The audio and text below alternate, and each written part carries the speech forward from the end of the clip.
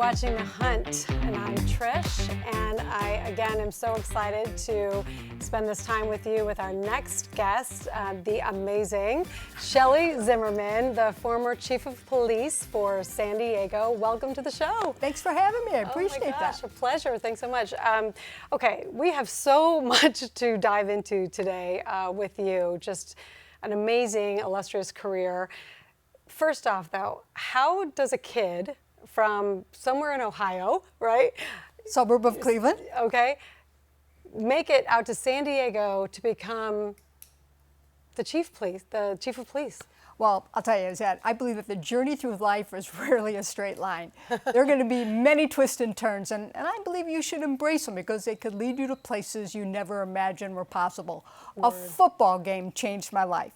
Right. So here's the story. So when I was a junior at the Ohio State University, love it. My boyfriend at the time and a few other friends, we came to California to watch Ohio State play in the 1980 Rose Bowl. Sad to say we lost that game with about 23 seconds to go when Charles White scored a touchdown, Crushing. and it was crushing. We lost that game in the national championship by 1 point. I'm almost over it. Another couple years, I'll be okay. But I'm a product of tourism, is that I used to see the commercials for the San Diego Zoo when I was freezing back in Cleveland. You know, I'd watch. Well, I'm from Buffalo, so I hear you, yes. You know yes, how tough those winters could be, and if you look up, 1980, the winter of 1980, Absolutely. It was epic how cold it was. 100%. And I used to watch the Johnny Carson show, and I would see Joan Embry of the world famous San Diego Zoo, and we didn't, have to be back to San Diego for a couple of days, so. Yeah. Friends, we rented a car. We came down to San Diego to go to the world famous, amazing zoo, right? San Diego Zoo. Yeah. Went to some of the beautiful beaches in San Diego, and I made a decision right then and there that I had shoveled my last driveway. Unbelievable. So I returned and graduated from the Ohio State. Yep, okay. And after graduation, I jumped on a plane with $200 in my pocket. Come on.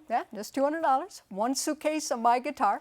And when I got off the plane in San Diego, I didn't know anyone. I didn't have a job. I didn't even have a place to stay. And I used to tell people, don't worry. As you're a police chief, I plan much better now. So there was no Airbnb back then? No, there wasn't. And my father was a World War II veteran. He ended up going to law school, became a trial attorney in Cleveland.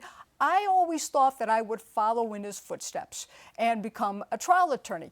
I mostly put myself through Ohio State, and I knew that I was going to need a job out here to go to law school. I still thought that that's what I would do, become an attorney here in San Diego. But I saw that the San Diego Police Department was hiring, and I thought, what better way to help pay for law school than become a police officer? So. And you never thought about it prior to that? Well, not really. Not really? I mean, I was interested in it. I majored in criminal justice, but it was more that I was going to become an attorney. That was really what my interest was going to be. Yeah. And I joined the department in 1982, and from day one, I fell in love with being a police officer. 35 years later, I retired as the chief of police, never went to law school. Unbelievable. So that's how it came about. And how was your father with that career route that you took? Well, I tell you, I have two brothers and a sister, and he wanted one of his kids, one of the four of us, to follow in his footsteps. Older brother became a doctor, moved to New York. Older sister became a teacher, moved to North Carolina. He was really counting on me, and of course, I moved out to San Diego. But thankfully, my younger brother stayed in Cleveland. Oh, thank goodness. And he is a trial attorney. So. All right, perfect. He got his happy ending then. Yes. Yeah, for sure. I'm sure he's so proud of you. Oh, he's proud of all of us. Yes. Unbelievable. Yeah. I mean, talking about going from point A to point B, and this whole show is really about just the growth mindset and really looking at how to adapt versus get stuck. And you exemplify that. So we've got so much to talk about. I want to get into when you first started out. I mean, you were like the original 21 Jump Street girl, right? That's true. Yeah. Is that right out of the academy and phase training, and I was out for several months on my own now in a patrol car, working the streets in a patrol car. Yeah. I got tapped to work an undercover assignment, and at the time, the reports of drug dealing, not just uses, but drug dealing on high school campuses. It's prevalent then. Yeah, incredible. Yeah. And so my assignment was not to get straight A's, but to first see if it was true that there was rampant drug sales. And the high school that I infiltrated was Patrick Henry High School here in San Diego. And I will tell you is that absolutely I found that it was true. And if I did find that it was true, and then to make purchases from the students that were selling drugs, I will tell you, I talked myself into high school. Wow. I know, that's, here I am into college. Did you go back in as a senior? As a junior. As a junior. Actually, I went back in as a junior.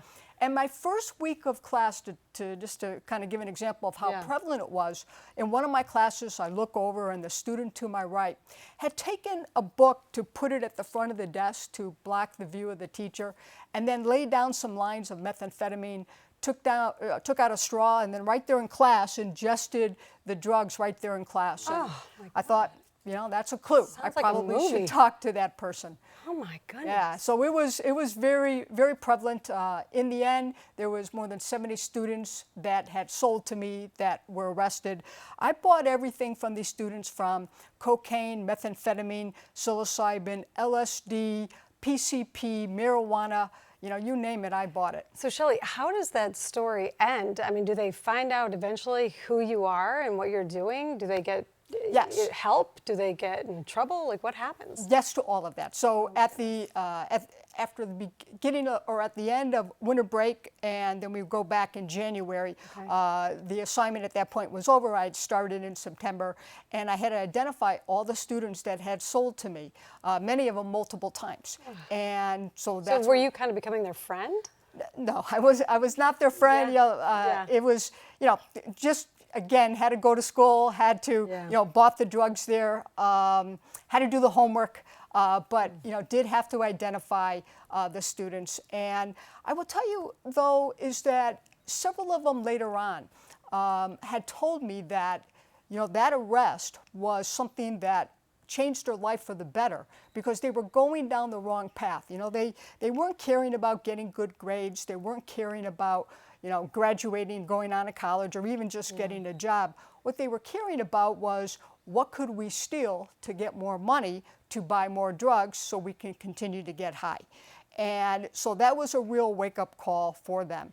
And so, as I said, there were several that had contacted me and said that they were into drug rehab, or they were on the straight and narrow, and that arrest actually changed their life for the better.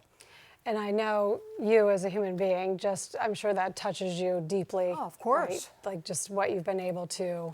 Of course, the whole point, and here they're still very young. They have their whole lives ahead of them.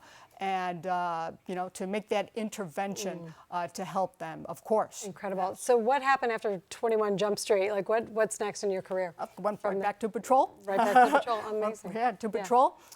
Many years later, I've probably been on the department for about 14 years before I even thought about promoting to sergeant. Wow. Okay, so you were just on the beat, basically. Working patrol, and then became a detective, and I'm back at that time working detectives, and it was the lieutenant of the narcotics division that came up to me and really was kind of pushing me to take that sergeant's test. All right, hold that thought. We're going to be right back in a minute with the amazing Shelley Zimmerman. You're watching The Hunt. Stay tuned.